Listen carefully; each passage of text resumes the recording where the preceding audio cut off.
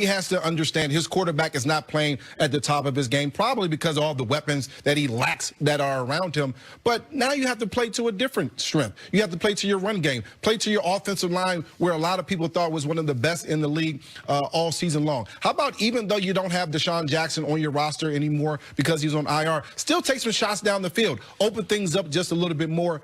Unfortunately, Doug Pederson has failed this football team in these last couple of games. He has to do a better job coaching this football team, especially going down and losing to a 2-9 Miami Dolphins. Well, let me talk about Carson Wentz for a moment, since you talked about Pederson. Carson Wentz, we're 12 games through the year. He's been really good in 3 of them. Yeah. The opening game of the year against Washington, where they looked like the team we thought after the slow start. They were down like 17-0 in that game. And then they came storming all the way back. Their best game of the year, the win against Green Bay. And I would argue their second best win of the year, the win at Buffalo, a 9-3 Buffalo team. Those are his only 3 games with a quarterback rating north of 100. He needs to be better. He had 4 turnovers against Seattle. He has not right now played, forget up to his contract, up to his standards pre-contract that we expected. This is the worst season he has had since his rookie year. But the Eagles are in this position, this dire position, because of the loss to Miami, and that was not on Carson Wentz. They were up 14 points second half of that football game. Defense couldn't hold on to it. Defensive coordinator in Philadelphia, Jim Schwartz, you can put it on him.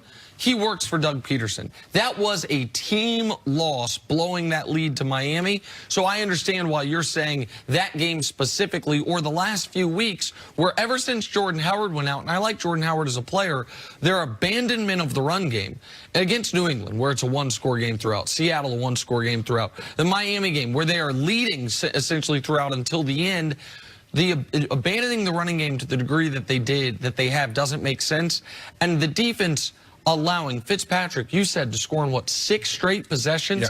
That cannot happen when the Eagles still control their own destiny for this division, right? They win out, they win the division. One of the reasons that people such as myself, even as bad as they've been through 11 weeks, were saying I still like them to win the division, is because you said, well, they have 2 against the Giants, 1 against Washington, 1 against Miami. Part of the easy schedule is the game they just blew to the Miami Dolphins this weekend. One of the things that I'm starting to see about Carson Wentz, because before this, I thought he was one of these guys that's going to make everyone around him much, much better. What I've seen lately is that he's a quarterback that needs pieces around him. And right now this season, they don't have those pieces. That's why you're talking about leaning on that run game. Obviously, they don't have Jordan Howard, but Miles Sanders has been very productive, averaging close to 5 yards a carry. Lean on your run game. Don't depend on your quarterback every single football game. But it's unacceptable that the team that's basically tanking comes out and plays harder than the team who knows they control their own destiny and needed a win to start off the next couple games where they could actually win the division. Well, that's Doug Pederson's job, to get your team ready to play. My job is to make sure that they're focused all week in practice as a head coach, and make sure that when they enter that game, they're ready to play. They're prepared for everything. And you're absolutely right. That's Doug Pederson's job. He didn't do that this week. And the team that you're all padded up, smiling. Look how he posed. He found a camera, posed for it. I'm on a cruise. There you go, Coach. Yeah, you're on a cruise. I'm on a cruise. Look at all the people in the background staring at you, laughing. You're also on, I got to imagine that's a Disney cruise. A lot of children there. And the only thing they do on cruises is like belly flop. Yeah, that's what you're about to do. All right, there you go, Coach. I just might warn you, that looks like very shallow water. So just in the future, as the resident woman on the set who's worried about everyone, please be careful. Look, that kid is just sort of standing. Well, how about getting some sun? This is where I do feel a responsibility, not as the resident woman on the set, but as the resident, I don't know. Human? Yeah, on the set, logical person. It's a fake photo. So there's no safety. Wait, it is? It's a still image taken from the internet with Coach's face put on it. Never sure. At no point was Coach on that cruise. Did Coach have that body hair or tattoo situation? And was he doing a belly flop in a kiddie pool? Point taken. I appreciate your concern, though. And so does Coach. Because Coach wants to make sure he's safe. I want safety first for me.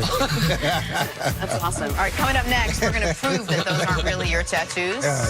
Back to the big story of the day. The Carolina Panthers have fired head coach Ron Rivera. Rivera, who coached the team since 2011, including a loss in Super Bowl 50, just couldn't navigate a tough 5-7 season plagued by an injury to his star quarterback, Cam Newton. On Instagram, Cam wrote, "This one hurt deep." Owner David Tepper explained his decision, saying, "I believe this is the best decision for the long-term success of our team. I have a great deal of respect for Ron and the contributions he has made to this franchise and to this community. I wish him the best. I will immediately begin the search for the next head coach of the Carolina Panthers." All right, Nick, what do you think this means for Cam Newton? Because the two are really paired. Well, I think ostensibly it would appear move on from the coach, about to move on from the quarterback, fresh start for everything, and the quotes from the owner, as you've pointed out, Brian, lead you to believe that. But I would imagine that whoever takes this head coaching job is going to want to have the biggest say in who the quarterback of the team is.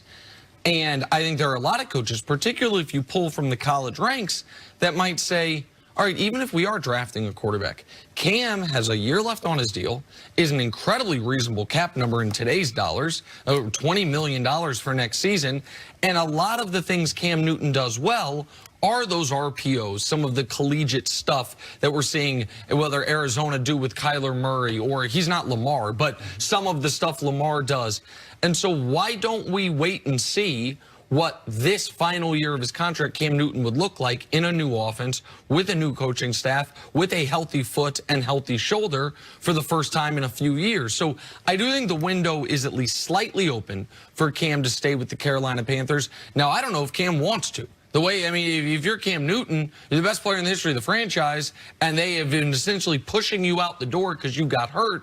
So, but I don't think the door is totally closed yet, and I'm certain the next, whoever comes in is not going to say, well, Kyle Allen is the guy I want to ride with for the next decade. Well, David Tepper obviously wants to put his stamp on the organization. He said that. He's talked about the change he made to the business staff, and now he's making changes to the football side. And part of that could be getting a new quarterback, getting his franchise quarterback. We're going to learn a lot more about this as the interview process starts, because he'll have an idea of what he wants to hear from those candidates. And if he is a big Cam supporter, he's going to want to hear a guy who says, let me go ahead and give Cam the best possible shot. And if he wants to move on to a different guy, that's going to be the type of head coach that he hires.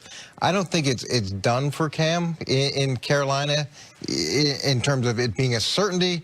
But I would imagine they're trying to rebrand this whole organization with this move, and part of that rebranding is probably moving on from him longer term. Yeah, Cam has been the face of that organization for a long time, but the biggest question about Cam is how healthy is he, and can he remain healthy? That's the biggest question. The only thing that has stopped Cam throughout his career is his health.